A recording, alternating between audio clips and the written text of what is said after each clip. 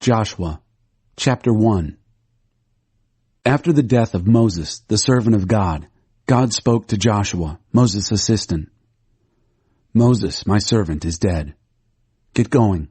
Cross this Jordan River, you and all the people. Cross to the country I'm giving to the people of Israel. I'm giving you every square inch of the land you set your foot on, just as I promised Moses. From the wilderness and this Lebanon east to the great river, the Euphrates River, all the Hittite country, and then west to the great sea. It's all yours.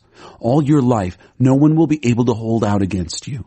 In the same way I was with Moses, I'll be with you.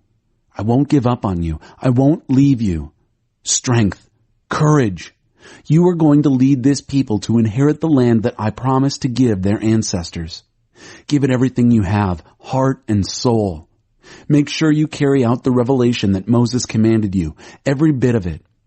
Don't get off track, either left or right, so as to make sure you get to where you're going. And don't for a minute let this book of the Revelation be out of mind. Ponder and meditate on it day and night, making sure you practice everything written in it. Then you'll get where you're going. Then you'll succeed. Haven't I commanded you? Strength, courage. Don't be timid. Don't get discouraged. God, your God, is with you every step you take. The taking of the land. Then Joshua gave orders to the people's leaders. Go through the camp and give this order to the people. Pack your bags. In 3 days you will cross this Jordan River to enter and take the land God, your God, is giving you to possess. Then Joshua addressed the Reubenites, the Gadites, and the half-tribe of Manasseh. He said, remember what Moses, the servant of God, commanded you. God, your God, gives you rest, and he gives you this land. Your wives, your children, and your livestock can stay here east of the Jordan, the country Moses gave you. But you, tough soldiers all, must cross the river in battle formation, leading your brothers, helping them until God, your God, gives your brothers a place of rest, just as he has done for you. They also will take possession of the land that God, your God, is giving them. Then you will be free to return to your possession, given to you by Moses, the servant of God, across the Jordan to the east. They answered Joshua, everything you commanded us we'll do. Wherever you send us, we'll go. We obeyed Moses to the letter. We'll also obey you. We just pray that God, your God, will be with you as he was with Moses. Anyone who questions what you say and refuses to obey whatever you command him will be put to death. Strength, courage. Chapter 2. Rahab. Joshua, son of Nun, secretly sent out from Shittim 2 men as spies. Go, look over the land, check out Jericho. They left and arrived at the house of a harlot named Rahab and stayed there. The king of Jericho was told, we've just learned that men arrived tonight to spy out the land. They're from the people of Israel. The king of Jericho sent word to Rahab, bring out the men who came to you to stay the night in your house. They're spies. They've come to spy out the whole country. The woman had taken the 2 men and hidden them. She said, yes, 2 men did come to me, but I didn't know where they'd come from. At dark, when the gate was about to be shut, the men left, but I have no idea where they went. Hurry up, chase them. You can still catch them. She had actually taken them up on the roof and hidden them under the stalks of flax that were spread out for her on the roof. So the men set chase down the Jordan road toward the fords. As soon as they were gone, the gate was shut. Before the spies were down for the night, the woman came up to them on the roof and said, I know that God has given you the land. We're all afraid. Everyone in the country feels hopeless. We heard how God dried up the waters of the Red Sea before you when you left Egypt, and what he did to the 2 Amorite kings east of the Jordan, Sihon and Og, whom you put under a holy curse and destroyed. We heard it, and our hearts sank. We all had the wind knocked out of us, and all because of you and God, your God, God of the heavens above and God of the earth below. Now promise me by God, I showed you mercy. Now show my family mercy. And give me some tangible proof, a guarantee of life for my father and mother, my brothers and sisters, everyone connected with my family. Save our souls from death. Our lives for yours, said the men. But don't tell anyone our business. When God turns this land over to us, we'll do right by you in loyal mercy." She lowered them down out a window with a rope because her house was on the city wall to the outside. She told them, "Run for the hills so your pursuers won't find you. Hide out for 3 days and give your pursuers time to return. Then get on your way." The men told her, "In order to keep this oath you made us swear, here is what you must do. Hang this red rope out the window through which you let us down and gather your entire family with you in your house, father, mother, brothers, and sisters. Anyone who goes out the doors of your house into the street and is killed, it's his own fault. We aren't responsible. But for everyone within the house, we take full responsibility. If anyone lays a hand on one of them, it's our fault. But if you tell anyone of our business here, the oath you made us swear is canceled. We're no longer responsible." She said, "If that's what you say, that's the way it is," and sent them off. They left, and she hung the red rope out the window. They headed for the hills and stayed there for 3 days until the pursuers had returned. The pursuers had looked high and low but found nothing. The men headed back. They came down out of the hills, crossed the river, and returned to Joshua, son of Nun, and reported all their experiences. They told Joshua, "Yes, God has given the whole country to us. Everybody there is in a state of panic because of us." Chapter 3. The Jordan. Joshua was up early and on his way from Shittim with all the people of Israel with him. He arrived at the Jordan and camped before crossing over. After 3 days, leaders went through the camp and gave out orders to the people. "When you see the covenant chest of God, your God, carried by the Levitical priests, start moving. Follow it. Make sure you keep a proper distance between you and it, about half a mile. Be sure now to keep your distance. And you'll see clearly the route to take. You've never been on this road before." Then Joshua addressed the people. "Sanctify yourselves. Tomorrow, God will work miracle wonders among you." Joshua instructed the priests, "Take up the chest of the covenant and step out before the people." So they took it up and processed before the people. God said to Joshua, "This very day I will begin to make you great in the eyes of all Israel. They'll see for themselves that I'm with you in the same way that I was with Moses. You will command the priests who are carrying the chest of the covenant. When you come to the edge of the Jordan's waters, stand there on the riverbank." Then Joshua addressed the people of Israel. "Attention! Listen to what God, your God, has to say. This is how you'll know that God is alive among you. He will completely dispossess before you the Canaanites, Hittites, Hivites, Perizzites, Girgashites, Amorites, and Jebusites. Look at what's before you. The chest of the covenant. Think of it. The master of the entire earth is crossing the Jordan as you watch. Now, take 12 men from the tribes of Israel, 1 man from each tribe. When the soles of the feet of the priests carrying the chest of God, master of all the earth, touch the Jordan's water, the flow of water will be stopped. The water coming from upstream will pile up in a heap." And that's what happened. The people left their tents to cross the Jordan, led by the priests carrying the chest of the covenant. When the priests got to the Jordan and their feet touched the water at the edge, the Jordan overflows its banks throughout the harvest. The flow of water stopped. It piled up in a heap a long way off at Adam, which is near Zarethan. The river went dry all the way down to the Arabah Sea, the Salt Sea, and the people crossed, facing Jericho. And there they stood. Those priests carrying the chest of the covenant stood firmly planted on dry ground in the middle of the Jordan, while all Israel crossed on dry ground. Finally, the whole nation was across the Jordan, and not one wet foot. Chapter 4. When the whole nation was finally across, God spoke to Joshua. "Select 12 men from the people, a man from each tribe, and tell them, from right here, the middle of the Jordan, where the feet of the priests are standing firm, take 12 stones. Carry them across with you and set them down in the place where you camp tonight." Joshua called out the 12 men whom he selected from the people of Israel, 1 man from each tribe. Joshua directed them, "Cross to the middle of the Jordan and take your place in front of the chest of God, your God. Each of you heft a stone to your shoulder, a stone for each of the tribes of the people of Israel, so you'll have something later to mark the occasion. When your children ask you, what are these stones to you? You'll say, the flow of the Jordan was stopped in front of the chest of the covenant of God as it crossed the Jordan, stopped in its tracks. These stones are a permanent memorial for the people of Israel. The people of Israel did exactly as Joshua commanded. They took 12 stones from the middle of the Jordan, a stone for each of the 12 tribes, just as God had instructed Joshua, carried them across with them to the camp, and set them down there. Joshua set up the 12 stones taken from the middle of the Jordan that had marked the place where the priests who carried the chest of the covenant had stood. They are still there today.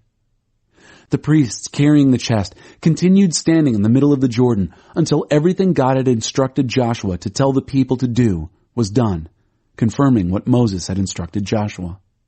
The people crossed. No one dawdled. When the crossing of all the people was complete, they watched as the chest of the covenant and the priests crossed over. The Reubenites, Gadites, and the half-tribe of Manasseh had crossed over in battle formation in front of the people of Israel, obedient to Moses' instructions.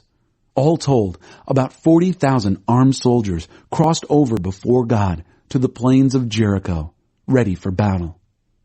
God made Joshua great that day in the sight of all Israel. They were in awe of him, just as they had been in awe of Moses all his life. God told Joshua, command the priests carrying the chest of the testimony to come up from the Jordan. Joshua commanded the priests, come up out of the Jordan. They did it. The priests carrying God's chest of the covenant came up from the middle of the Jordan. As soon as the soles of the priests' feet touched dry land, the Jordan's waters resumed their flow within the banks, just as before. The people came up out of the Jordan on the 10th day of the first month.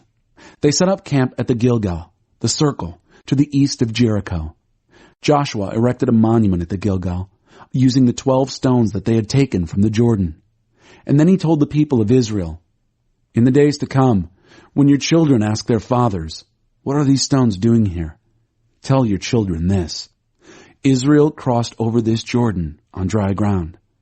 Yes, God, your God, dried up the Jordan's waters for you until you had crossed, just as God, your God, did at the Red Sea, which had dried up before us until we had crossed. This was so that everybody on earth would recognize how strong God's rescuing hand is, and so that you would hold God in solemn reverence, always. Chapter 5. When all the Amorite kings west of the Jordan and the Canaanite kings along the sea coast heard how God had stopped the Jordan River before the people of Israel until they had crossed over, their hearts sank. The courage drained out of them just thinking about the people of Israel. At that time, God said to Joshua, make stone knives and circumcise the people of Israel a second time. So Joshua made stone knives and circumcised the people of Israel at Foreskins Hill. This is why Joshua conducted the circumcision. All the males who had left Egypt, the soldiers, had died in the wilderness on the journey out of Egypt. All the people who had come out of Egypt, of course, had been circumcised, but all those born in the wilderness along the way since leaving Egypt had not been. The fact is that the people of Israel had walked through that wilderness for 40 years until the entire nation died out, all the men of military age who had come out of Egypt but had disobeyed the call of God. God vowed that these would never lay eyes on the land God had solemnly promised to their ancestors to give us, a land flowing with milk and honey. But their children had replaced them. These are the ones Joshua circumcised. They had never been circumcised. No one had circumcised them along the way. When they had completed the circumcising of the whole nation, they stayed where they were in camp until they were healed. God said to Joshua, today I have rolled away the reproach of Egypt. That's why the place is called the Gilgal. It's still called that. The people of Israel continued to camp at the Gilgal. They celebrated the Passover on the evening of the 14th day of the month on the plains of Jericho. Right away, the day after the Passover, they started eating the produce of that country, unraised bread and roasted grain. And then, no more manna. The manna stopped. As soon as they started eating food grown in the land, there was no more manna for the people of Israel. That year, they ate from the crops of Canaan. And then this, while Joshua was there near Jericho. He looked up and saw right in front of him a man standing, holding his drawn sword.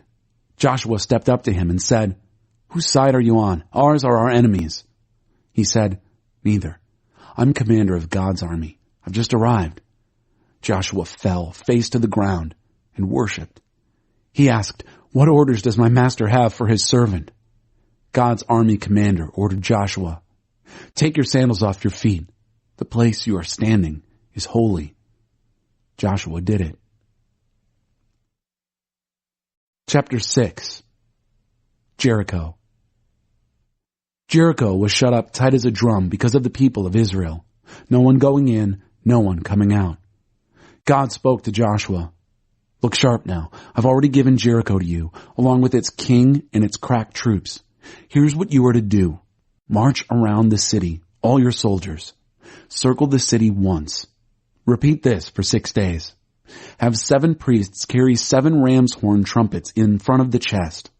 On the 7th day, march around the city 7 times, the priests blowing away on the trumpets. And then, a long blast on the ram's horn.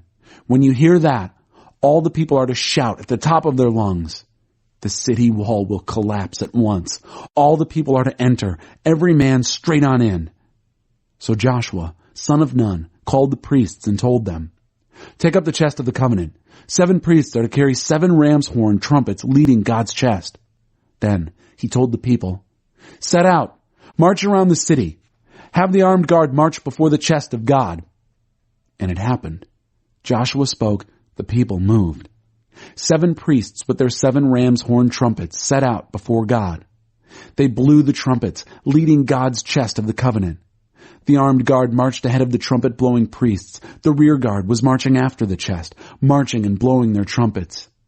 Joshua had given orders to the people. "Don't shout. In fact, don't even speak.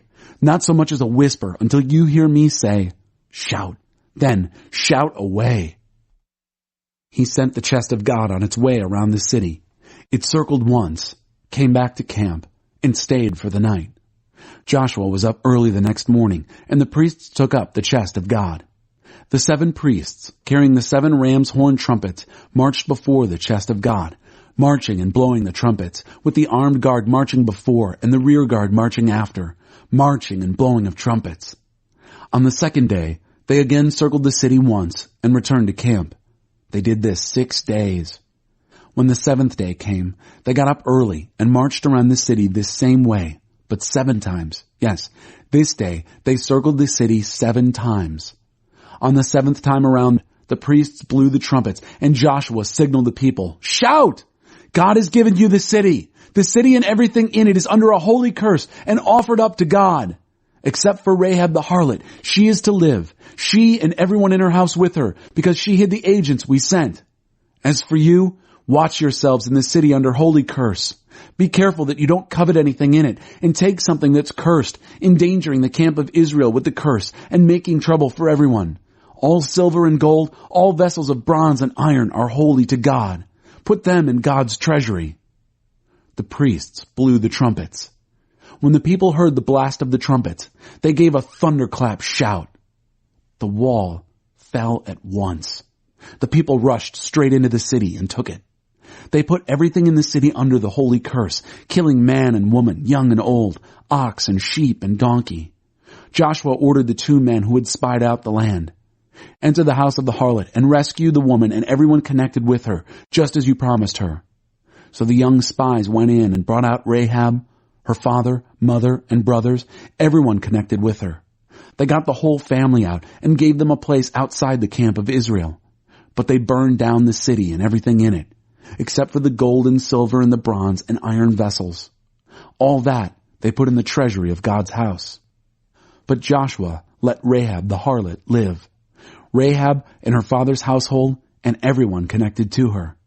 She is still alive and well in Israel because she hid the agents whom Joshua sent to spy out Jericho. Joshua swore a solemn oath at that time. "Cursed before God is the man who sets out to rebuild this city, Jericho. He'll pay for the foundation with his firstborn son. He'll pay for the gates with his youngest son." God was with Joshua. He became famous all over the land. Chapter 7. Achan. Then the people of Israel violated the holy curse. Achan, son of Carmi, the son of Zabdi, the son of Zerah of the tribe of Judah, took some of the cursed things. God became angry with the people of Israel. Joshua sent men from Jericho to Ai, the ruin, which is near Beth-aven, just east of Bethel. He instructed them, "Go up and spy out the land." The men went up and spied out Ai. They returned to Joshua and reported, "Don't bother sending a lot of people. 2,000 or 3,000 men are enough to defeat Ai. Don't wear out the whole army. There aren't that many people there." So 3,000 men went up and then fled in defeat before the men of Ai. The men of Ai killed 36, chased them from the city gate as far as the quarries, killing them at the descent. The heart of the people sank, all spirit knocked out of them. Joshua ripped his clothes and fell on his face to the ground before the chest of God, he and the leaders throwing dirt on their heads, prostrate until evening. Joshua said, Oh, Master God, why did you insist on bringing this people across the Jordan? To make us victims of the Amorites? To wipe us out? Why didn't we just settle down on the east side of the Jordan? Oh, Master, what can I say after this, after Israel has been run off by its enemies? When the Canaanites and all the others living here get wind of this, they'll gang up on us and make short work of us. And then, how will you keep up your reputation? God said to Joshua, "Get up. Why are you groveling? Israel has sinned. They've broken the covenant I commanded them. They've taken forbidden plunder, stolen, and then covered up the theft, squirreling it away with their own stuff. The people of Israel can no longer look their enemies in the eye. They themselves are plunder. I can't continue with you if you don't rid yourselves of the cursed things. So get started. Purify the people. Tell them, get ready for tomorrow by purifying yourselves, for this is what God, the God of Israel, says. There are cursed things in the camp. You won't be able to face your enemies until you have gotten rid of these cursed things. First thing in the morning, you'll be called up by tribes. The tribe God names will come up clan by clan. The clan God names will come up family by family. And the family God names will come up man by man. The person found with the cursed things will be burned, he and everything he has, because he broke God's covenant and did this despicable thing in Israel." Joshua was up at the crack of dawn and called Israel up, tribe by tribe. The tribe of Judah was singled out. Then he called up the clans and singled out the Zerahites. He called up the Zerahite families and singled out the Zabdi family. He called up the family members one by one and singled out Achan, son of Carmi, the son of Zabdi, the son of Zerah of the tribe of Judah. Joshua spoke to Achan, "My son, give glory to God, the God of Israel. Make your confession to him. Tell me what you did. Don't keep anything back from me." Achan answered Joshua, "It's true. I sinned against God, the God of Israel. This is how I did it. In the plunder, I spotted a beautiful Shinar robe, 200 shekels of silver, and a 50-shekel bar of gold. I coveted and took them. They are buried in my tent with the silver at the bottom." Joshua sent off messengers. They ran to the tent, and there it was, buried in the tent with the silver at the bottom. They took the stuff from the tent and brought it to Joshua and to all the people of Israel and spread it out before God. Joshua took Achan, son of Zerah, took the silver, the robe, the gold bar, his sons and daughters, his ox, donkey, sheep, and tent, everything connected with him. All Israel was there.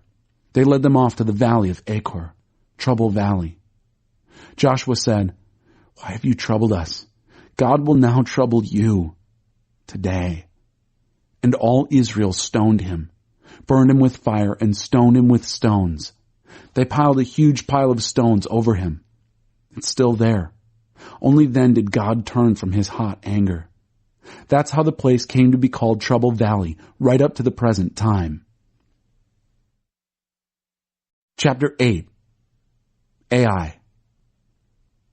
God said to Joshua, "Don't be timid and don't so much as hesitate. Take all your soldiers with you and go back to Ai. I have turned the king of Ai over to you. his people, his city, and his land. Do to Ai and its king what you did to Jericho and its king. Only this time you may plunder its stuff and cattle to your heart's content. Set an ambush behind the city. Joshua and all his soldiers got ready to march on Ai. Joshua chose 30,000 men, tough, seasoned fighters, and sent them off at night with these orders. Look sharp now. Lie in ambush behind the city. Get as close as you can. Stay alert. I and the troops with me will approach the city head on. When they come out to meet us, just as before, we'll turn and run. They'll come after us, leaving the city. As we are off and running, they'll say, "They're running away just like the first time." That's your signal to spring from your ambush and take the city. God, your God, will hand it to you on a platter. Once you have the city, burn it down. God says it, you do it. Go to it. I've given you your orders. Joshua sent them off. They set their ambush and waited between Bethel and Ai, just west of Ai. Joshua spent the night with the people. Joshua was up early in the morning and mustered his army. He and the leaders of Israel led the troops to Ai. The whole army, fighting men all, marched right up within sight of the city and set camp on the north side of Ai. There was a valley between them and Ai. He had taken about 5,000 men and put them in ambush between Bethel and Ai, west of the city. They were all deployed, the main army to the north of the city and the ambush to the west. Joshua spent the night in the valley. So it happened that when the king of Ai saw all this, the men of the city lost no time. They were out of there at the crack of dawn to join Israel in battle, the king and his troops at a field en route to the Arabah. The king didn't know of the ambush set against him behind the city. Joshua and all Israel let themselves be chased. They ran toward the wilderness. Everybody in the city was called to the chase. They pursued Joshua and were led away from the city. There wasn't a soul left in Ai or Bethel who wasn't out there chasing after Israel.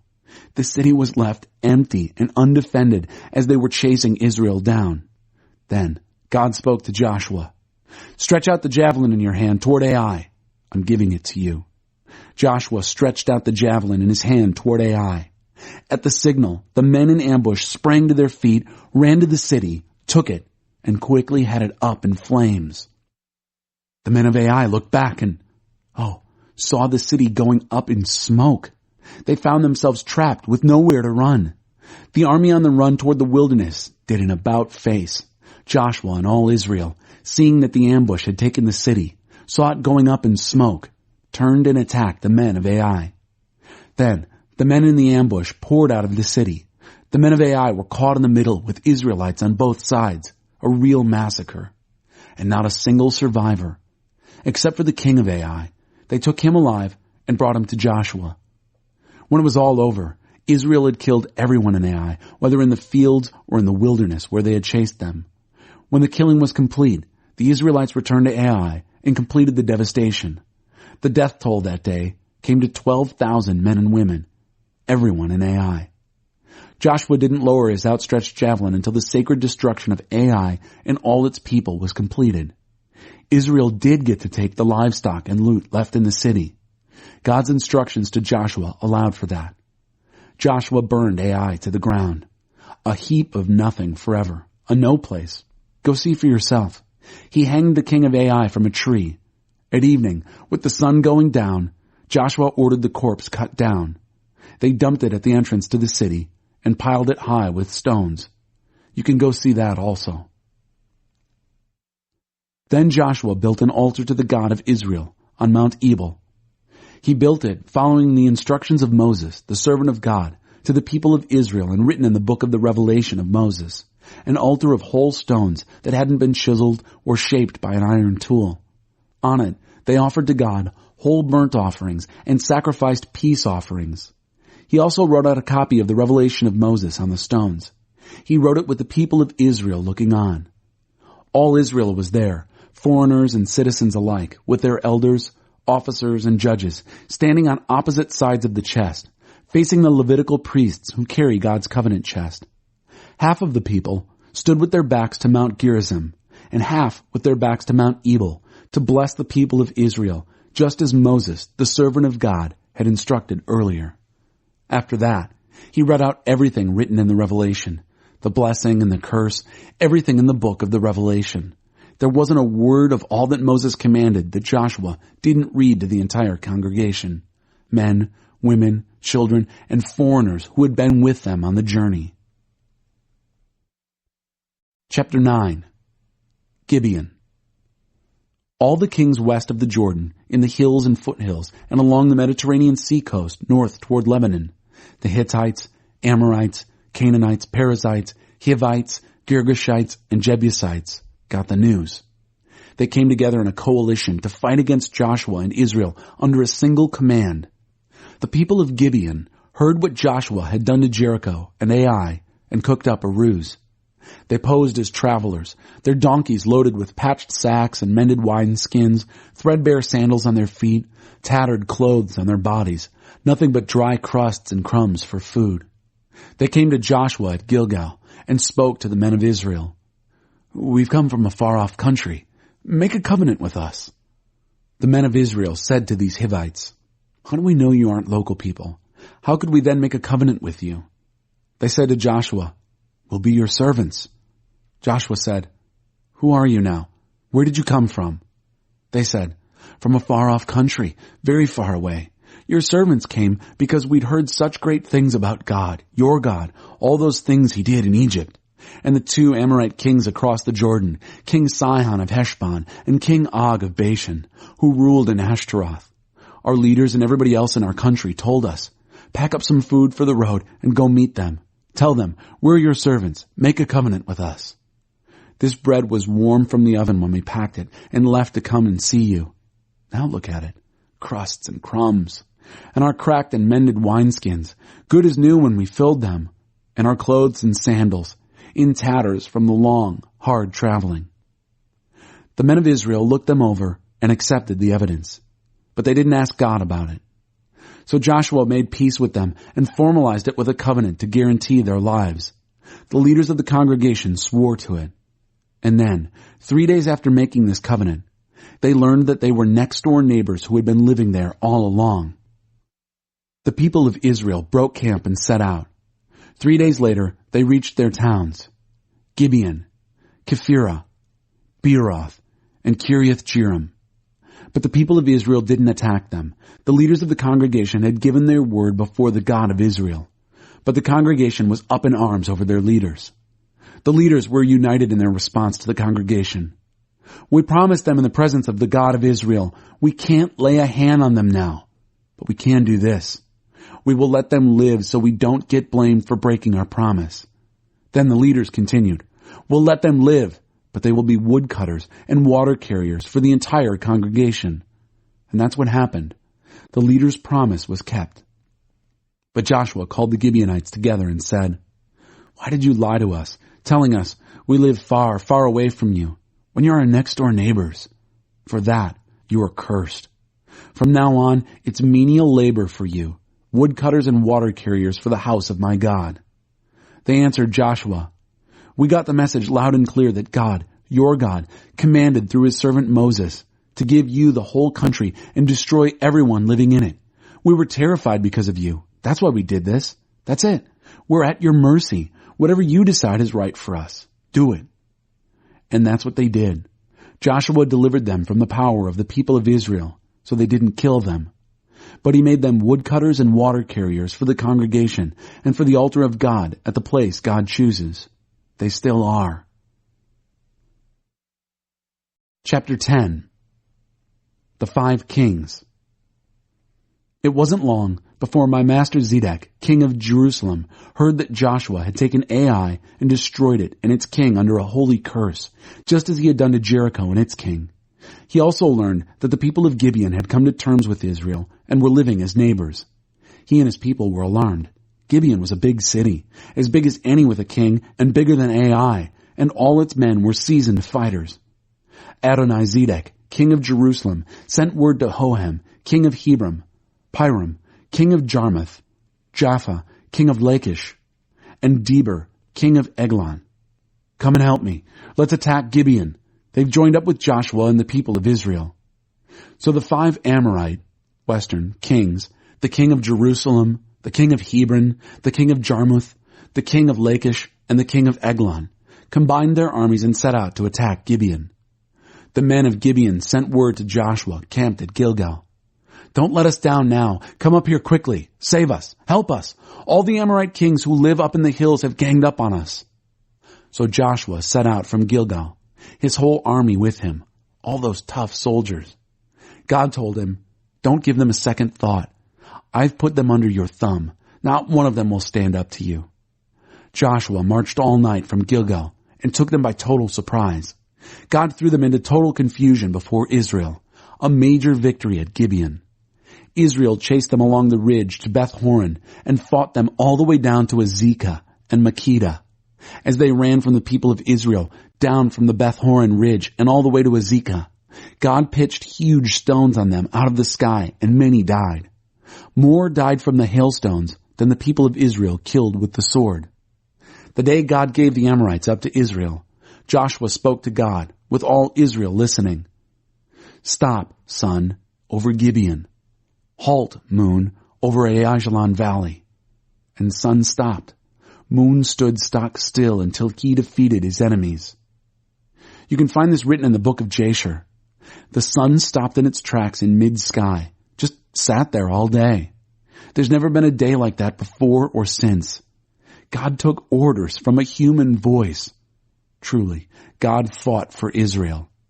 Then Joshua returned, all Israel with him, to the camp at Gilgal. Meanwhile, the 5 kings had hidden in the cave at Makkedah. Joshua was told, "The 5 kings have been found, hidden in the cave at Makkedah." Joshua said, "Roll big stones against the mouth of the cave and post guards to keep watch. But don't you hang around. Go after your enemies. Cut off their retreat. Don't let them back into their cities. God has given them to you."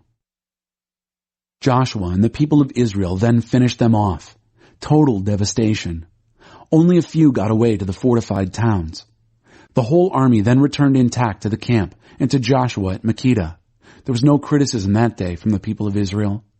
Then Joshua said, "Open the mouth of the cave and bring me those 5 kings." They did it. They brought him the 5 kings from the cave. The king of Jerusalem, the king of Hebron, the king of Jarmuth, the king of Lachish, and the king of Eglon. When they had them all there in front of Joshua, he called up the army and told the field commanders who had been with him, "Come here, put your feet on the necks of these kings." They stepped up and put their feet on their necks. Joshua told them, "Don't hold back. Don't be timid. Be strong. Be confident. This is what God will do to all your enemies when you fight them." Then Joshua struck and killed the kings. He hung them on 5 trees where they remained until evening. At sunset, Joshua gave the command. They took them down from the trees and threw them into the cave where they had hidden. They put large stones at the mouth of the cave. The kings are still in there. No survivors. That same day, Joshua captured Makkedah, a massacre that included the king. He carried out the holy curse. No survivors. Makkedah's king got the same treatment as Jericho's king. Joshua, all Israel with him, moved on from Makkedah to Libnah and fought against Libnah. God gave Libnah to Israel. They captured city and king and massacred the lot. No survivors. Libnah's king got the same treatment as Jericho's king. Joshua, all Israel with him, moved on from Libnah to Lachish. He set up camp nearby and attacked. God gave Lachish to Israel. Israel took it in 2 days and killed everyone. He carried out the holy curse, the same as with Libnah. Horam, king of Gezer, arrived to help Lachish. Joshua attacked him and his army until there was nothing left of them. No survivors. Joshua, all Israel with him, moved on from Lachish to Eglon. They set up camp and attacked. They captured it and killed everyone, carrying out the holy curse, the same as they had done with Lachish. Joshua, all Israel with him, went up from Eglon to Hebron. He attacked and captured it. They killed everyone, including its king, its villages, and their people. No survivors, the same as with Eglon. They carried out the holy curse on city and people.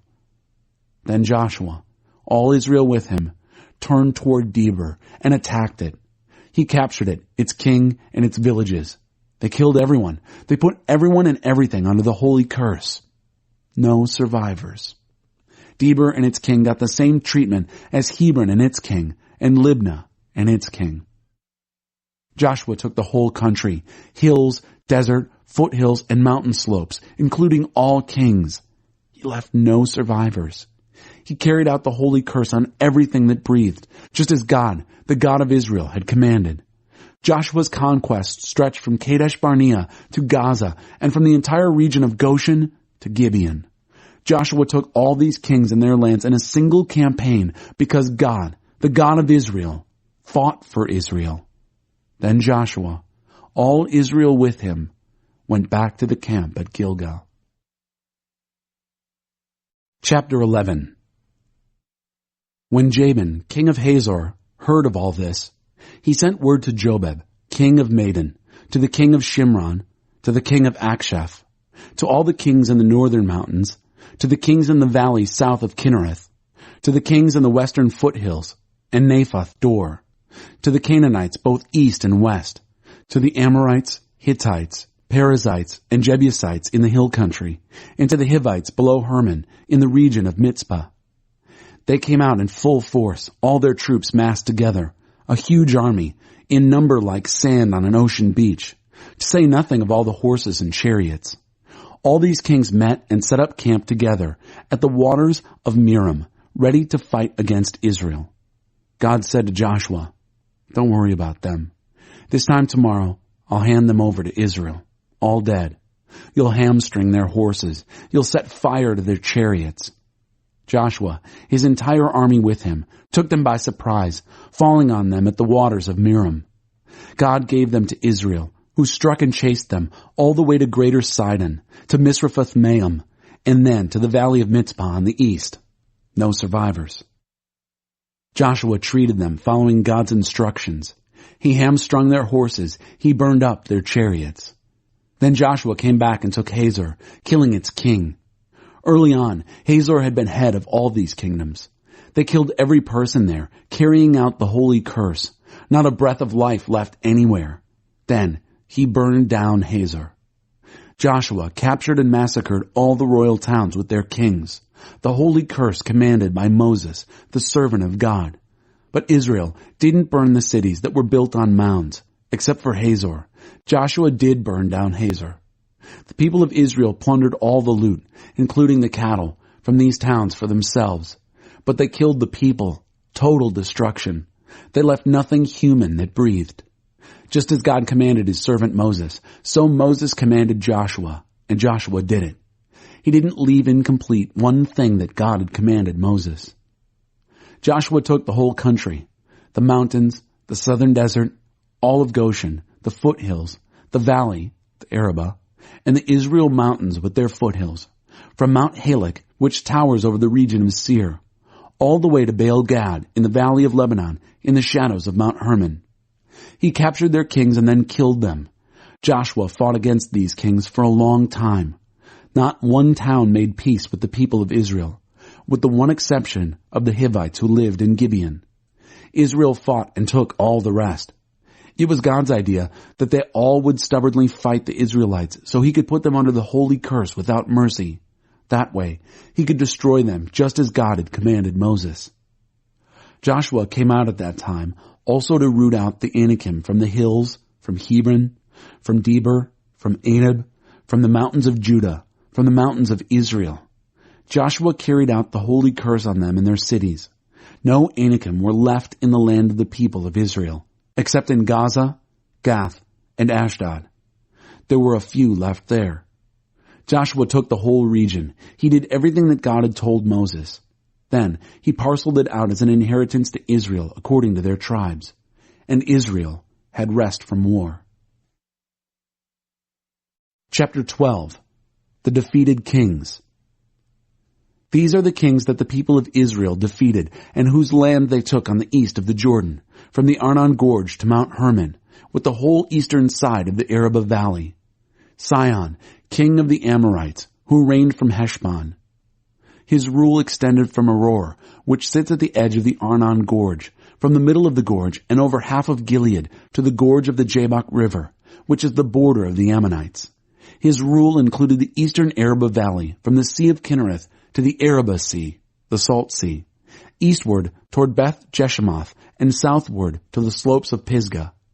And Og, king of Bashan, one of the last of the Rephaim, who reigned from Ashtaroth and Edrei. His rule extended from Mount Hermon and Selikah over the whole of Bashan to the border of the Geshurites and the Maacathites, the other half of Gilead, to the border of Sihon, king of Heshbon. Moses, the servant of God, and the people of Israel defeated them.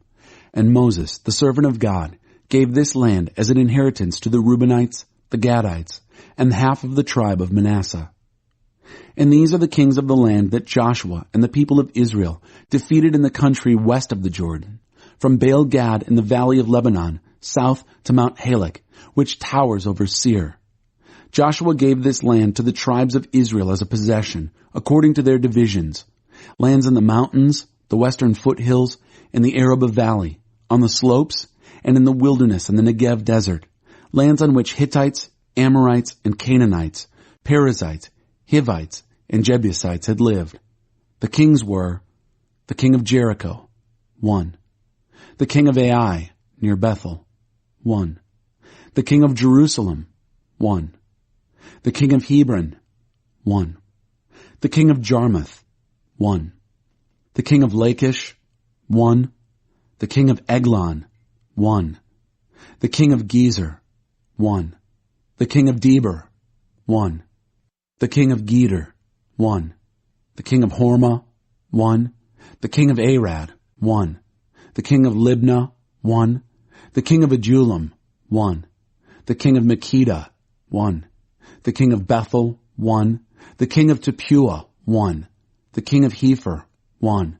The king of Aphek, 1. The king of Lasharon, 1.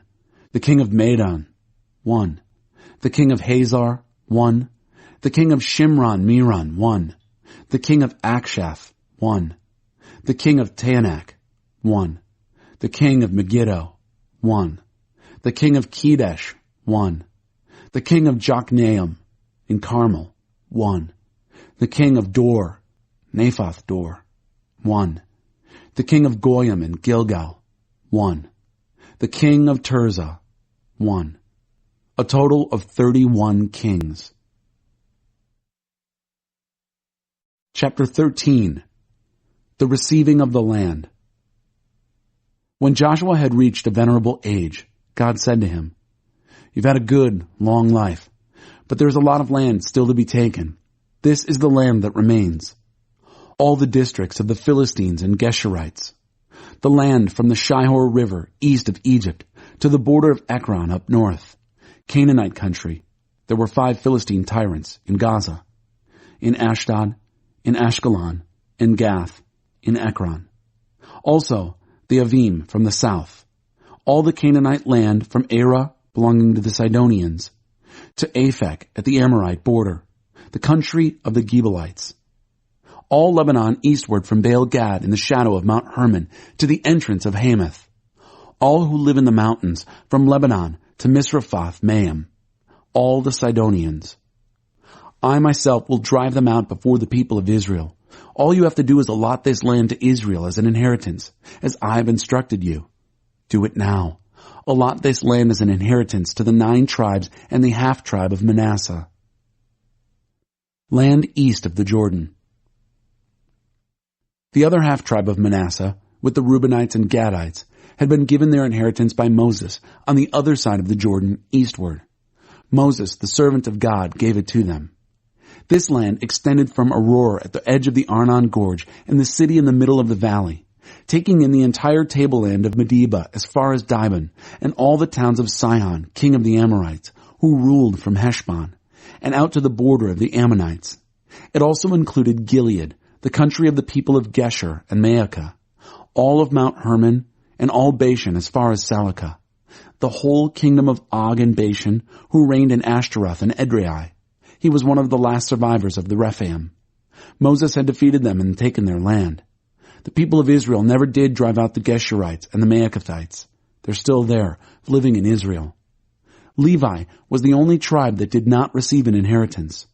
The fire gift offerings to God, the God of Israel, are their inheritance, just as he told them. Reuben. To the tribe of Reuben, clan by clan, Moses gave the land from Aroer at the edge of the Arnon Gorge and the town in the middle of the valley, including the tableland around Medeba.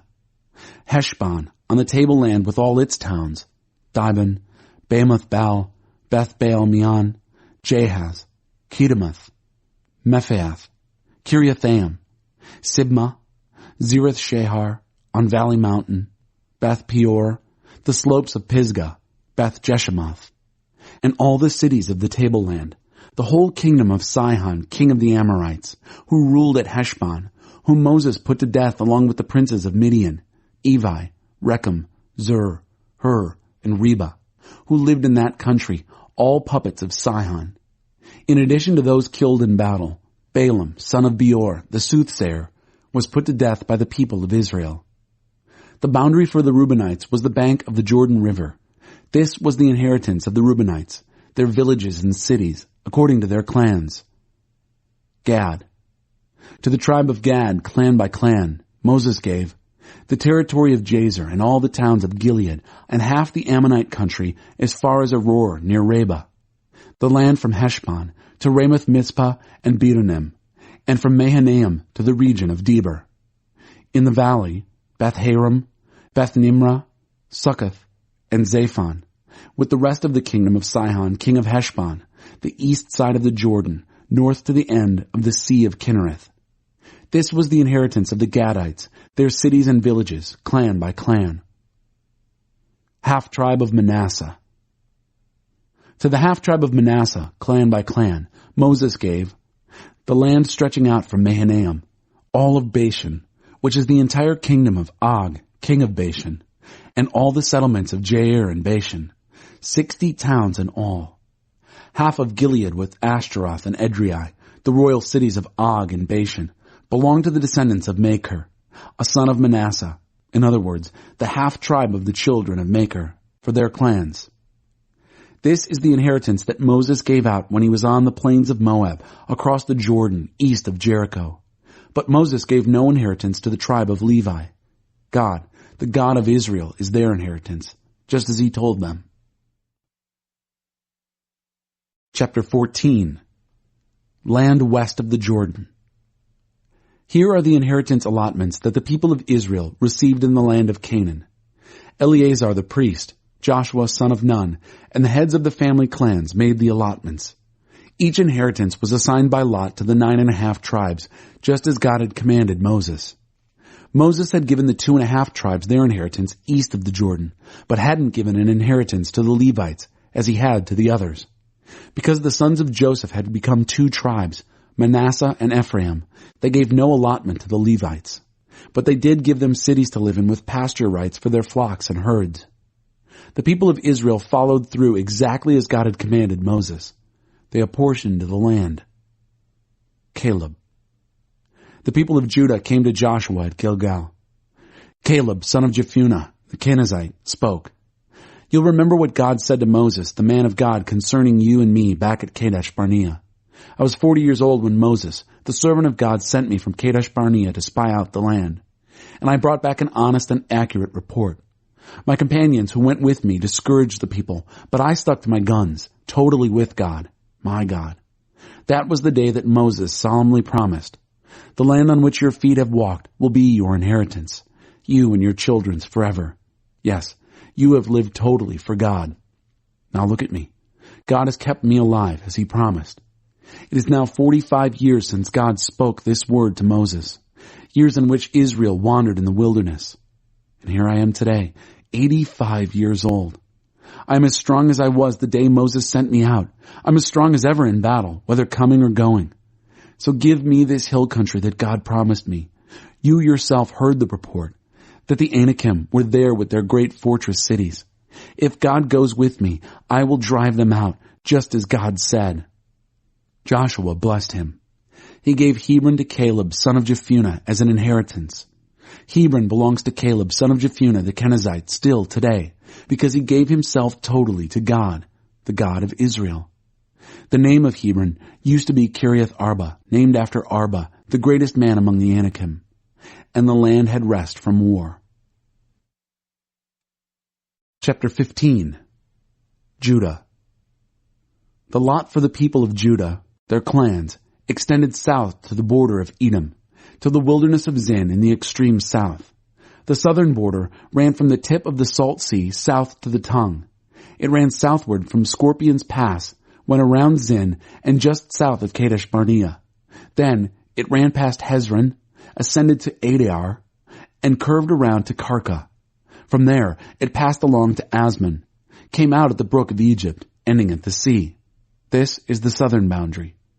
The eastern boundary? The Salt Sea up to the mouth of the Jordan. The northern boundary started at the shallows of the sea at the mouth of the Jordan, went up to Beth Hogla, and around to the north at Beth Arabah, and to the stone of Bohan, son of Reuben. The border then ascended to Debir from Trouble Valley and turned north toward Gilgal, which lies opposite Red Pass, just south of the gorge. The border then followed the waters of En Shemesh and ended at En Rogel. The border followed the valley of Ben Hinnom along the southern slope of the Jebusite ridge, that is, Jerusalem. It ascended to the top of the mountain opposite Hinnom Valley on the west, at the northern end of the Rephaim Valley. The border then took a turn at the top of the mountain to the spring, the waters of Nephtoah, and followed the valley out to Mount Ephron, turned toward Baalah, that is, Kiriath Jearim, took another turn west of Baalah to Mount Seir, curved around to the northern shoulder of Mount Jearim, that is, Kesalon, descended to Beth Shemesh, and crossed to Timnah. The border then went north to the ridge of Ekron, turned north toward Shikkeron, passed along to Mount Baalah, and came out at Jabneel. The border ended at the sea. The western border, the coastline of the Great Sea. This is the boundary around the people of Judah for their clans. Joshua gave Caleb, son of Jephunneh, a section among the people of Judah, according to God's command. He gave him Kiriath Arba, that is, Hebron. Arba was the ancestor of Anak. Caleb drove out 3 Anakim from Hebron, Shishai, Ahiman, and Talmai, all descendants of Anak.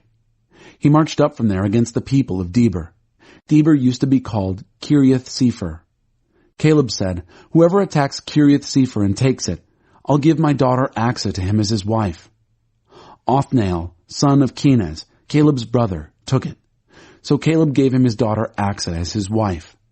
When she arrived, she got him to ask for farmland from her father. As she dismounted from her donkey, Caleb asked her, "What would you like?" She said, "Give me a marriage gift. You've given me desert land. Now give me pools of water." And he gave her the upper and the lower pools. This is the inheritance of the tribe of the people of Judah, clan by clan.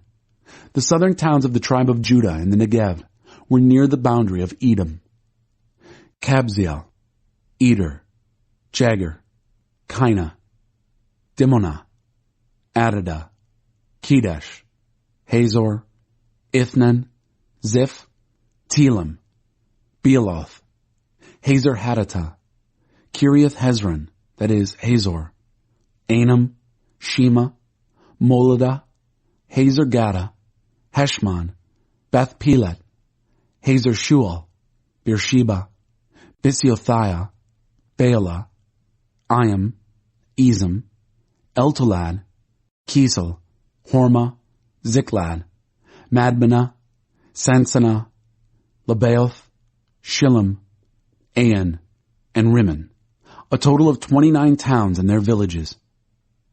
In the Shephelah, the western foothills, there were Eshtaol, Zorah, Ashna, Zanoah, En-Ganim, Tapua, Enam, Jarmuth, Adullam, Soka, Ezekah, Shearaim, Adathaim, and Gedera, or Gederathaim, 14 towns and their villages.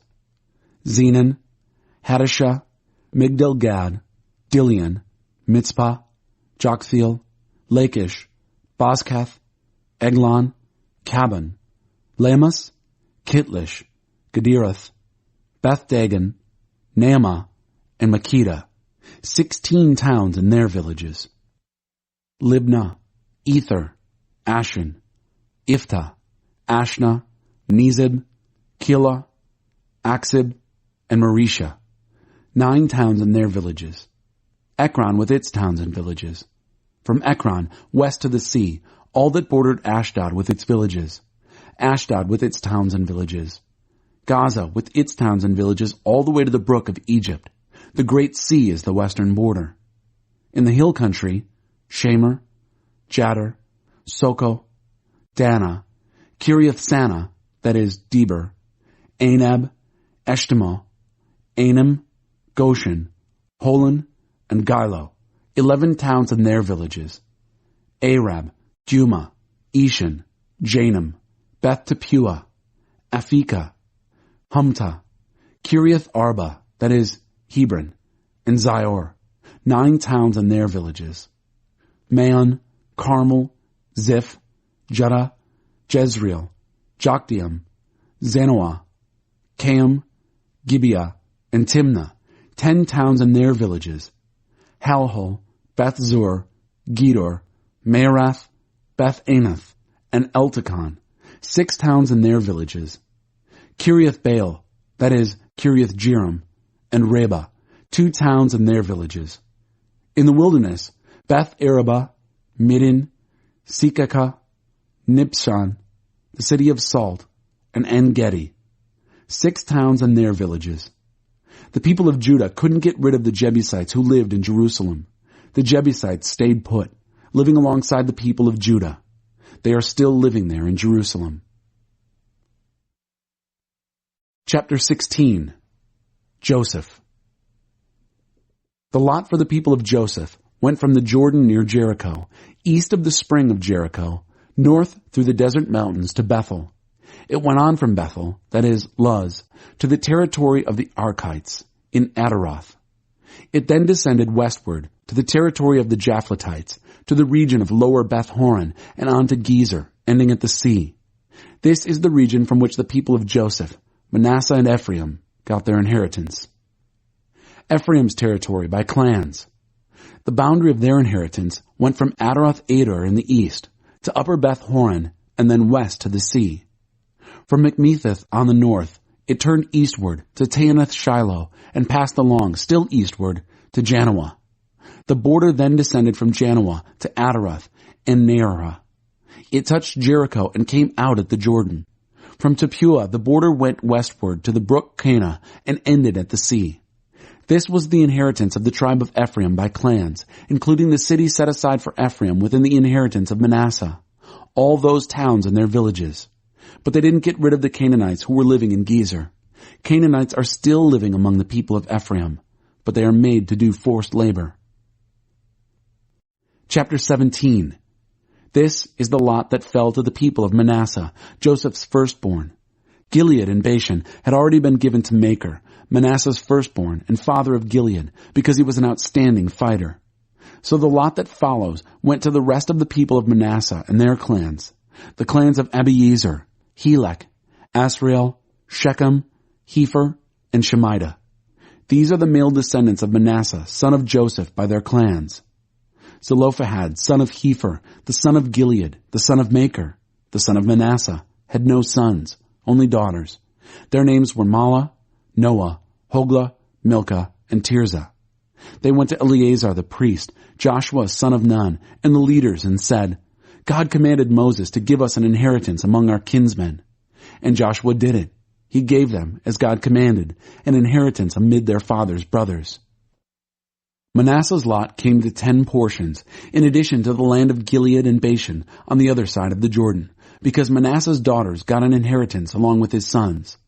The land of Gilead belonged to the rest of the people of Manasseh.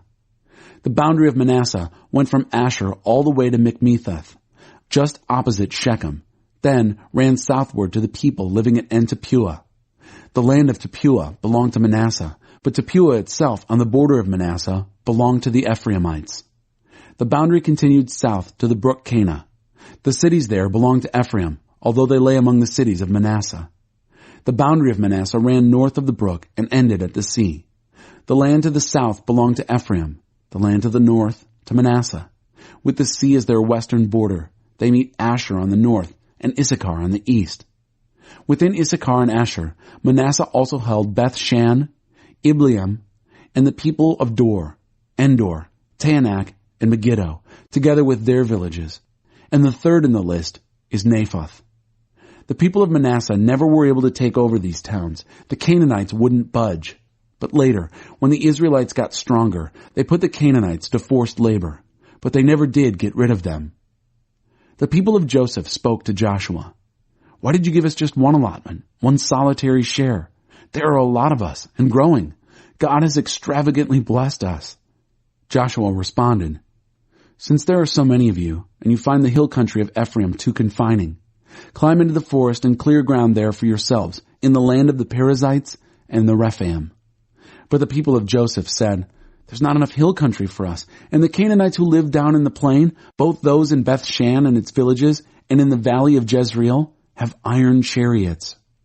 Joshua said to the family of Joseph, to Ephraim and Manasseh, Yes, there are a lot of you, and you are very strong.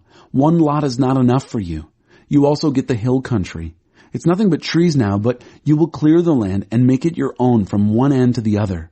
The powerful Canaanites, even with their iron chariots, won't stand a chance against you. Chapter 18. The Shiloh Survey. Then the entire congregation of the people of Israel got together at Shiloh. They put up the tent of meeting. The land was under their control, but there were still 7 Israelite tribes who had yet to receive their inheritance. Joshua addressed the people of Israel. How long are you going to sit around on your hands, putting off taking possession of the land that God, the God of your ancestors, has given you? Pick 3 men from each tribe so I can commission them. They will survey and map the land, showing the inheritance due each tribe, and report back to me. They will divide it into 7 parts. Judah will stay in its territory in the south, and the people of Joseph will keep to their place in the north. You are responsible for preparing a survey map showing 7 portions. Then bring it to me so that I can cast lots for you here in the presence of our God. Only the Levites get no portion among you, because the priesthood of God is their inheritance. And Gad, Reuben, and the half-tribe of Manasseh already have their inheritance on the east side of the Jordan, given to them by Moses, the servant of God. So the men set out. As they went out to survey the land, Joshua charged them, Go, survey the land and map it. Then come back to me, and I will cast lots for you here at Shiloh in the presence of God. So off the men went. They covered the ground and mapped the country by towns in a scroll. Then they reported back to Joshua at the camp of Shiloh. Joshua cast the lots for them at Shiloh in the presence of God. That's where Joshua divided up the land to the people of Israel, according to their tribal divisions. Benjamin. The first lot turned up for the tribe of Benjamin with its clans. The border of the allotment went between the peoples of Judah and Joseph. The northern border began at the Jordan, then went up to the ridge north of Jericho, ascending west into the hill country, into the wilderness of Beth-aven. From there, the border went around to Luz, to its southern ridge, that is Bethel, and then down from Adaroth-Adar to the mountain to the south of lower Beth-horon. There, the border took a turn on the west side and swung south from the mountain to the south of Beth-horon and ended at Kiriath-baal, that is Kiriath-jearim, a town of the people of Judah. This was the west side. The southern border began at the edge of Kiriath-jearim on the west, then ran west until it reached the spring, the waters of Nephtoah. It then descended to the foot of the mountain opposite the valley of Ben Hinnom, which flanks the valley of Rephaim to the north, descended to the Hinnom Valley just south of the Jebusite ridge, and went on to En-Rogel. From there, it curved north to En-Shemesh and Geliloth, opposite the Red Pass, Adumim, down to the stone of Bohan, the son of Reuben, continued toward the north flank of Beth-Araba, then plunged to the Arabah. It then followed the slope of Beth-Hoglah north and came out at the northern bay of the Salt Sea, the south end of the Jordan. This was the southern border. The east border was formed by the Jordan. This was the inheritance of the people of Benjamin for their clans, marked by these borders on all sides. The cities of the tribe of Benjamin, clan by clan, were Jericho, Beth-Hoglah, Emek-Keziz, Beth-Araba, Zemarium, Bethel, Avim, Pera, Ophrah, Kephar-Ammoni, Ophni, and Geba, 12 towns with their villages. Gibeon, Ramah, Beeroth, Mitzpah, Kephirah, Moza, Rechem, Irpil, Tarla, Zelah, Haeleph, the Jebusite city, that is Jerusalem, Gibeah, and Kiriath Jearim, 14 cities with their villages. This was the inheritance for Benjamin, according to its clans. Chapter 19. Simeon. The second lot went to Simeon for its clans. Their inheritance was within the territory of Judah. In their inheritance they had Beersheba, or Sheba, Moleda, Hazer Shual, Bela, Ezem, Eltolad, Bethuel, Hormah, Ziklag, Beth-Markaboth, Hazar Susa, Beth-Leboeth, and Sharum, 13 towns and their villages. An, Rimmon, Ether, and Ashan, 4 towns and their villages, plus all the villages around these towns as far as Baalath Beer, the Ramah of the Negev. This is the inheritance of the tribe of Simeon, according to its clans. The inheritance of Simeon came out of the share of Judah, because Judah's portion turned out to be more than they needed. That's how the people of Simeon came to get their lot from within Judah's portion. Zebulun. The third lot went to Zebulun, clan by clan. The border of their inheritance went all the way to Sarid. It ran west to Maralah, met Dabasheth, and then went to the brook opposite Jokneam. In the other direction from Sarid, the border ran east. It followed the sunrise to the border of Kisloth Tabor, on to Dabereth, and up to Japhiah. It continued east to Gath Hepher and Eth Kazan, came out at Rimmon, and turned toward Neah. There the border went around on the north to Hanathon, and ran out into the valley of Iphta El. It included Kata, Nahalel, Shimron, Idalah, and Bethlehem, 12 cities with their villages. This is the inheritance of the people of Zebulun for their clans, these towns and their villages. Issachar.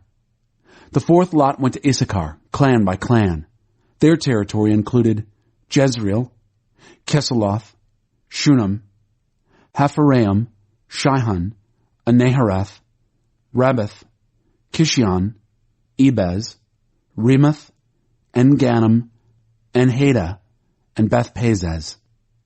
The boundary touched Tabor, Shehazuma, and Beth-Shemesh, and ended at the Jordan, 16 towns and their villages. These towns with their villages were the inheritance of the tribe of Issachar, clan by clan. Asher. The fifth lot went to the tribe of Asher, clan by clan. Their territory included Helkath, Halai, Beaton, Akshaph, Elimelech, Amad, and Mishal. The western border touched Carmel and Shihor-Libnath, then turned east toward Beth-Dagon, touched Zebulun and the valley of Iphta El, and went north to Beth-Emek and Neiel, skirting Cable on the left. It went on to Abdon, Rehob, Haman, and Cana, all the way to Greater Sidon. The border circled back toward Ramah, extended to the fort city of Tyre, turned toward Hosa, and came out at the sea in the region of Aksib, Ummah, Aphek, and Rehob, 22 towns and their villages. These towns and villages were the inheritance of the tribe of Asher, clan by clan. Naphtali. The sixth lot came to Naphtali and its clans. Their border ran from Heleph, from the oak at Zaananim, passing Adamai-Nekeb and Jabneel, to Lakum, and ending at the Jordan. The border returned on the west to Aznoth Tabor, and came out at Hukok, meeting Zebulun on the south, Asher on the west, and the Jordan on the east. The fort cities were Ziddim, Zer, Hamath, Rakkath, Kinnereth, Adamah, Ramah, Hazor, Kedesh, Edrei, and Hazor, Huron, Migdal-El, Horem, Beth-Anath, and Beth-Shemesh. 19 towns and their villages. This is the inheritance of the tribe of Naphtali, the cities and their villages, clan by clan. Dan. The seventh lot fell to Dan. The territory of their inheritance included Zorah, Eshtaol, Shemesh, Shealaban, Aijalon, Ithla, Elon, Timnah, Ekron, Eltekah, Gibbethon, Baalath, Jehud, Benabirek, Gath-Rimmon, Mejarkon, and Rakkon, with the region facing Joppa. But the people of Dan failed to get rid of the Westerners, Amorites, who pushed them back into the hills. The Westerners kept them out of the plain, and they didn't have enough room. So the people of Dan marched up and attacked Leshem. They took it, killed the inhabitants, and settled in. They renamed it Leshem Dan, after the name of Dan, their ancestor. This is the inheritance of the tribe of Dan, according to its clans, these towns with their villages. They completed the dividing of the land as inheritance and the setting of its boundaries. The people of Israel then gave an inheritance among them to Joshua, son of Nun. In obedience to God's word, they gave him the city which he had requested, Timnath-Serah in the hill country of Ephraim. He rebuilt the city and settled there. These are the inheritances which Eleazar the priest and Joshua son of Nun and the ancestral leaders assigned by lot to the tribes of Israel at Shiloh in the presence of God at the entrance of the tent of meeting. They completed the dividing of the land. Chapter 20. Asylum Cities. Then God spoke to Joshua. Tell the people of Israel, designate the asylum cities as I instructed you through Moses, so that anyone who kills a person accidentally, that is, unintentionally, may flee there as a safe place of asylum from the avenger of blood. A person shall escape for refuge to one of these cities, stand at the entrance to the city gate, and lay out his case before the city's leaders. The leaders must then take him into the city among them and give him a place to live with them. If the avenger of blood chases after him, they must not give him up. He didn't intend to kill the person. There was no history of ill feeling. He may stay in that city until he has stood trial before the congregation and until the death of the current high priest. Then he may go back to his own home in his hometown from which he fled. They set apart Kadesh in Galilee in the hills of Naphtali, Shechem in the hills of Ephraim, and Kiriath Arba, that is Hebron, in the hills of Judah. On the other side of the Jordan, east of Jericho, they designated Bezer on the desert plateau from the tribe of Reuben, Ramoth in Gilead from the tribe of Gad, and Golan in Bashan from the tribe of Manasseh. These were the designated cities for the people of Israel and any resident foreigner living among them, so that anyone who killed someone unintentionally could flee there and not die by the hand of the avenger of blood without a fair trial before the congregation. Chapter 21. Cities for the Levites. The ancestral heads of the Levites came to Eleazar the priest and Joshua son of Nun and to the heads of the other tribes of the people of Israel. This took place at Shiloh in the land of Canaan. They said, God commanded through Moses that you give us cities to live in with access to pastures for our cattle. So the people of Israel, out of their own inheritance, gave the Levites, just as God commanded, the following cities and pastures. The lot came out for the families of the Kohathites this way. Levites descended from Aaron the priest received by lot 13 cities out of the tribes of Judah, Simeon, and Benjamin. The rest of the Kohathites received by lot 10 cities from the families of the tribes of Ephraim, Dan, and the half-tribe of Manasseh. The Gershonites received by lot 13 cities from the families of the tribes of Issachar, Asher, Naphtali, and the half-tribe of Manasseh and Bashan. The families of the Merarites received 12 towns from the tribes of Reuben, Gad, and Zebulun. So the people of Israel gave these cities with their pastors to the Levites, just as God had ordered through Moses, that is, by lot. Cities for the descendants of Aaron. They assigned from the tribes of Judah, Simeon, and Benjamin the following towns, here named individually. These were for the descendants of Aaron, who were from the families of the Kohathite branch of Levi, because the first lot fell to them. Kiriath Arba. Arba was the ancestor of Anak, that is, Hebron, in the hills of Judah, with access to the pastures around it. The fields of the city and its open lands they had already given to Caleb, son of Jephunneh, as his possession. To the descendants of Aaron the priest they gave Hebron, the asylum city for the unconvicted killers, Libnah, Jattir, Eshtemoa, Holon, Deber, Ain, Judah, and Beth-Shemesh, all with their accompanying pastures, 9 towns from these 2 tribes. And from the tribe of Benjamin, Gibeon, Geba, Anathoth, and Almon, together with their pastures, 4 towns. The total of the cities and pastures for the priests descended from Aaron came to 13. The rest of the Kohathite families from the tribe of Levi were assigned their cities by lot from the tribe of Ephraim. Shechem, the asylum city for the unconvicted killer.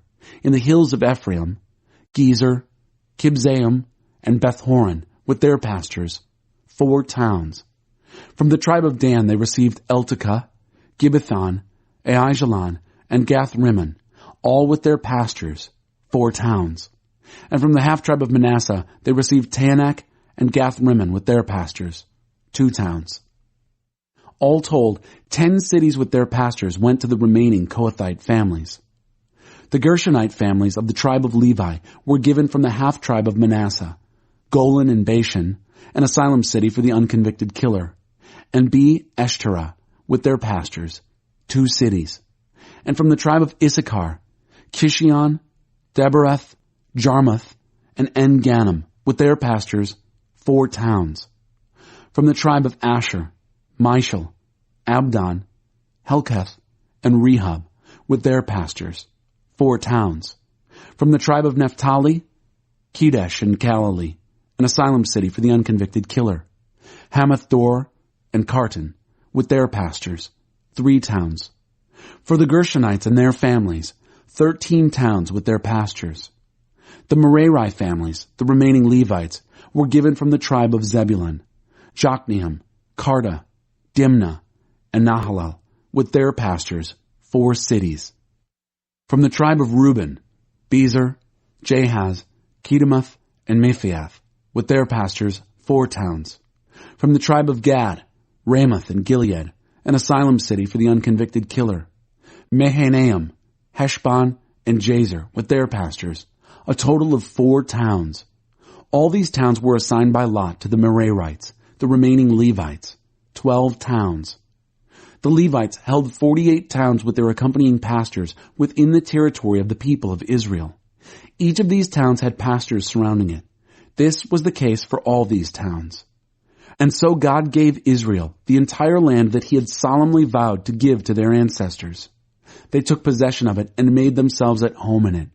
And God gave them rest on all sides, as he had also solemnly vowed to their ancestors. Not a single one of their enemies was able to stand up to them. God handed over all their enemies to them. Not one word failed from all the good words God spoke to the house of Israel. Everything came out right. Chapter 22. Then Joshua called together the Reubenites, Gadites, and the half-tribe of Manasseh. He said, "You have carried out everything Moses the servant of God commanded you, and you have obediently done everything I have commanded you.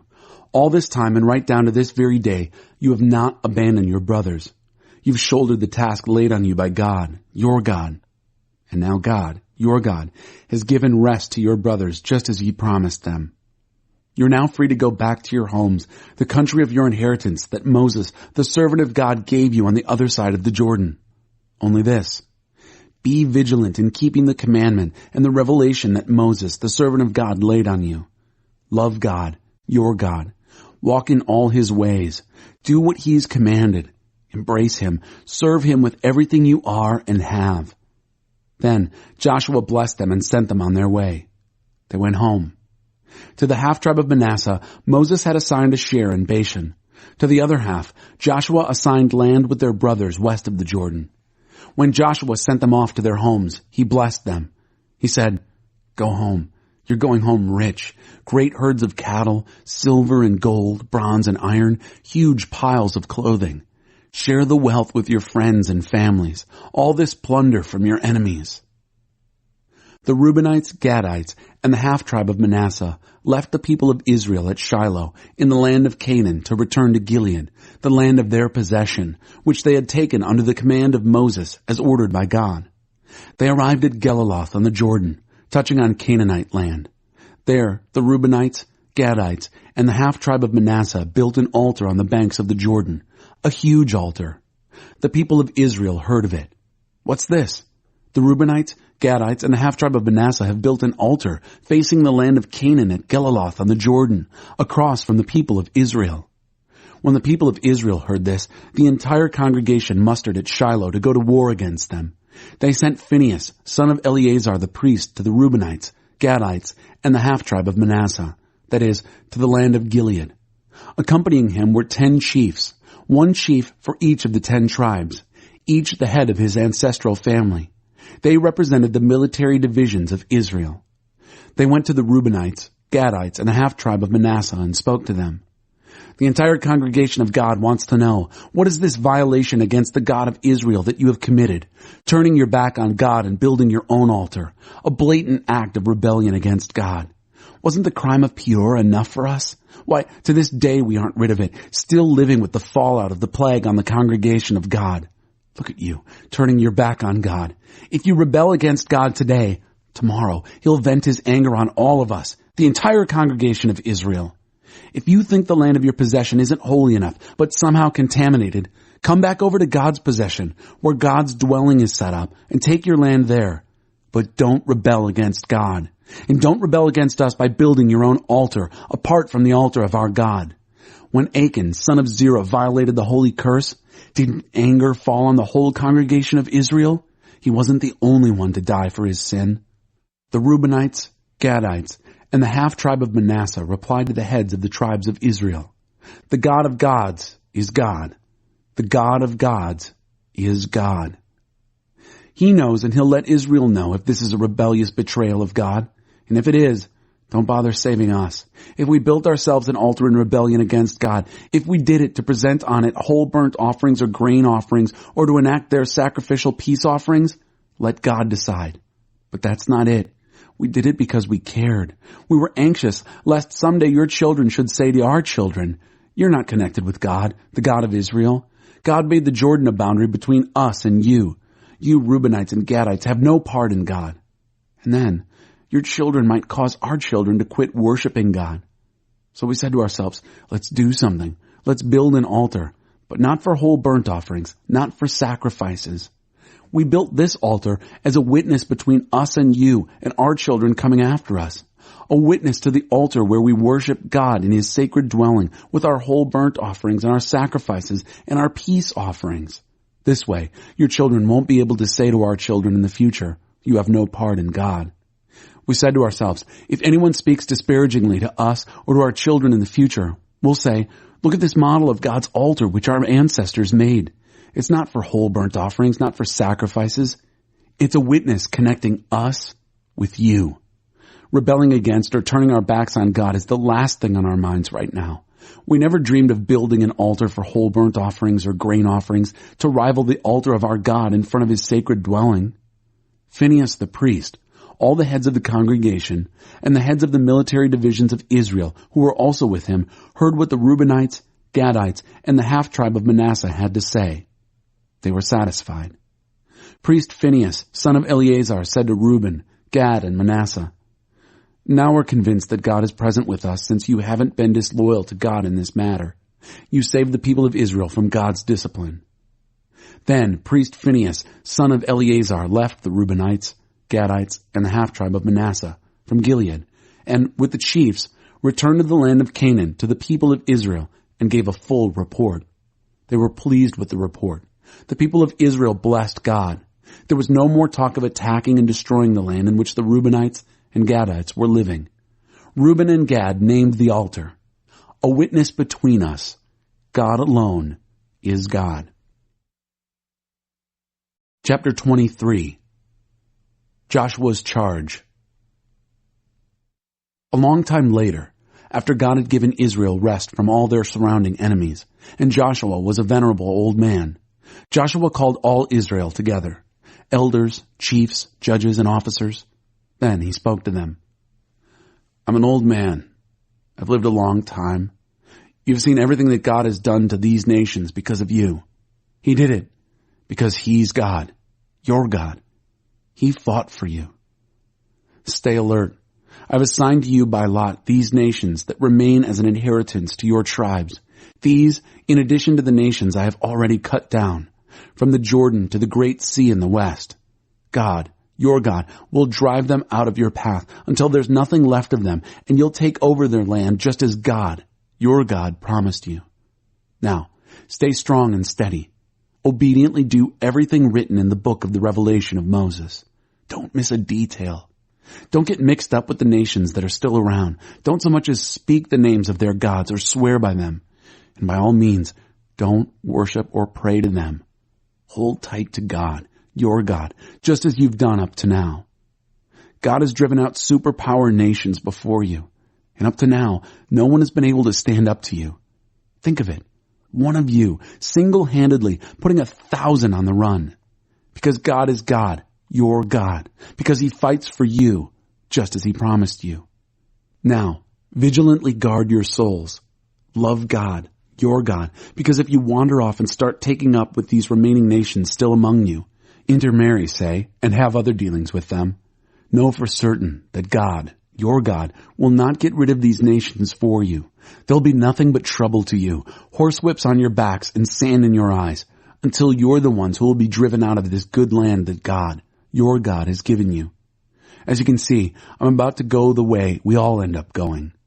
Know this with all your heart, with everything in you, that not one detail has failed of all the good things God, your God, promised you. It has all happened. Nothing's left undone, not so much as a word.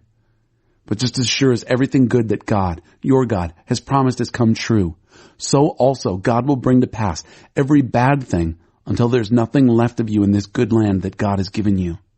If you leave the path of the covenant of God, your God, that He commanded you, go off and serve and worship other gods, God's anger will blaze out against you. In no time at all, there'll be nothing left of you, no sign that you've ever been in this good land He gave you. Chapter 24. The Covenant at Shechem. Joshua called together all the tribes of Israel at Shechem. He called in the elders, chiefs, judges, and officers. They presented themselves before God. Then Joshua addressed all the people. This is what God, the God of Israel, says. A long time ago, your ancestors, Terah and his sons, Abraham and Nahor, lived to the east of the river Euphrates. They worshipped other gods. I took your ancestor Abraham from the far side of the river. I led him all over the land of Canaan and multiplied his descendants. I gave him Isaac. Then I gave Isaac Jacob and Esau. I let Esau have the mountains of Seir as home, but Jacob and his sons ended up in Egypt.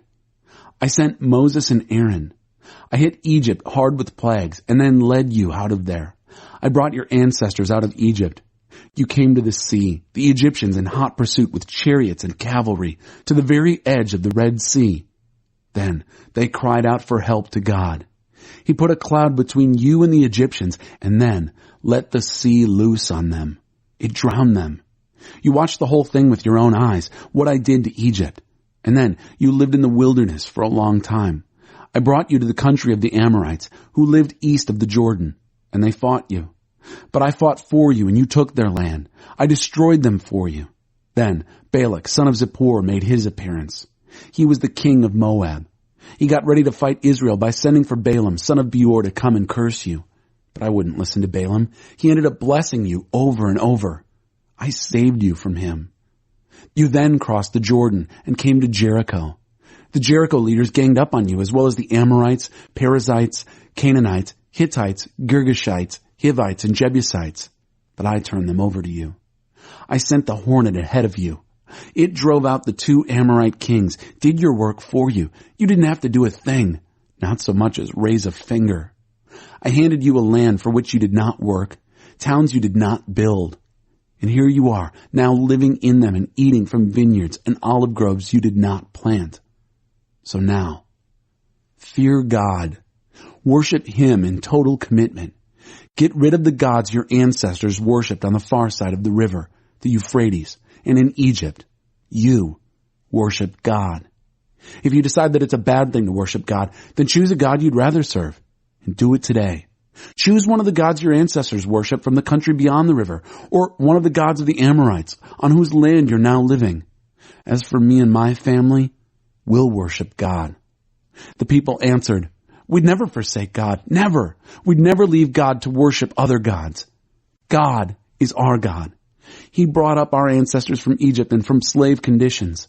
He did all those great signs while we watched. He has kept his eye on us along the roads we've traveled and among the nations we've passed through. Just for us, he drove out all the nations, Amorites and all, who lived in the land. Count us in. We too are going to worship God. He's our God." Then Joshua told the people, "You can't do it. You're not able to worship God. He is a holy God. He is a jealous God. He won't put up with your fooling around and sinning. When you leave God and take up the worship of foreign gods, he'll turn right around and come down on you hard. He'll put an end to you, and after all the good he has done for you." But the people told Joshua, No, we worship God." And so Joshua addressed the people. "You are witnesses against yourselves that you have chosen God for yourselves, to worship him." And they said, "We are witnesses." Joshua said, "Now get rid of all the foreign gods you have with you. Say an unqualified yes to God, the God of Israel." The people answered Joshua, "We will worship God. What he says, we'll do." Joshua completed a covenant for the people that day there at Shechem. He made it official, spelling it out in detail. Joshua wrote out all the directions and regulations into the book of the revelation of God. Then he took a large stone and set it up under the oak that was in the holy place of God. Joshua spoke to all the people. "This stone is a witness against us. It has heard every word that God has said to us. It is a standing witness against you, lest you cheat on your God." Then Joshua dismissed the people, each to his own place of inheritance. After all this, Joshua, son of Nun, the servant of God, died. He was 110 years old. They buried him in the land of his inheritance at Timnath-Serah, in the mountains of Ephraim, north of Mount Gaash. Israel served God through the lifetime of Joshua and of the elders who outlived him, who had themselves experienced all that God had done for Israel. Joseph's bones, which the people of Israel had brought from Egypt, they buried in Shechem, in the plot of ground that Jacob had purchased from the sons of Hamor, who was the father of Shechem. He paid 100 silver coins for it. It belongs to the inheritance of the family of Joseph. Eleazar, son of Aaron, died. They buried him at Gibeah, which had been allotted to his son Phinehas, in the mountains of Ephraim.